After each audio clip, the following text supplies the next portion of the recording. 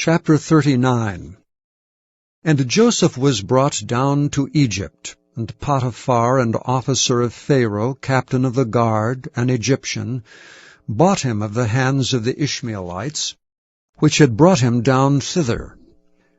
And the Lord was with Joseph, and he was a prosperous man, and he was in the house of his master the Egyptian. And his master saw that the Lord was with him, and that the Lord made all that he did to prosper in his hand. And Joseph found grace in his sight, and he served him. And he made him overseer over his house, and all that he had he put into his hand. And it came to pass from the time that he had made him overseer in his house and over all that he had, that the Lord blessed the Egyptian's house for Joseph's sake. And the blessing of the Lord was upon all that he had in the house and in the field.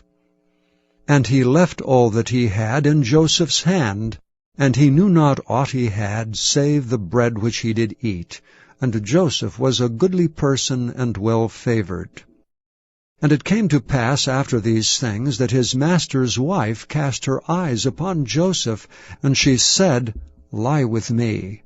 But he refused, and said unto his master's wife, Behold, my master wotteth not what is with me in the house, and he hath committed all that he hath to my hand. There is none greater in this house than I, neither hath he kept back anything from me but thee, because thou art his wife.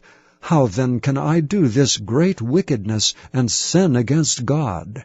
And it came to pass, as she spake to Joseph day by day, that he hearkened not unto her to lie by her, or to be with her.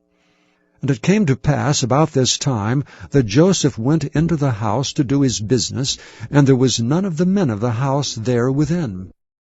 And she caught him by his garment, saying, Lie with me. And he left his garment in her hand, and fled, and got him out. And it came to pass, when she saw that he had left his garment in her hand, and was fled forth, that she called unto the men of her house, and spake unto them, saying, See, he hath brought an Hebrew unto us to mock us. He came in unto me to lie with me, and I cried with a loud voice. And it came to pass, when he heard that I lifted up my voice and cried, that he left his garment with me, and fled, and got him out. And she laid up his garment by her, until his lord came home. And she spake unto him according to these words, saying, The Hebrew servant which thou hast brought unto us came in unto me to mock me. And it came to pass, as I lifted up my voice and cried, that he left his garment with me, and fled out. And it came to pass, when his master heard the words of his wife, which she spake unto him, saying, After this manner did thy servant to me, that his wrath was kindled. And Joseph's master took him, and put him into the prison, a place where the king's prisoners were bound, and he was there in the prison. But the Lord was with Joseph, and showed him mercy, and gave him favor in the sight of the keeper of the prison. And the keeper of the prison committed to Joseph's hand all the prisoners that were in the prison, and whatsoever they did there, he was the doer of it.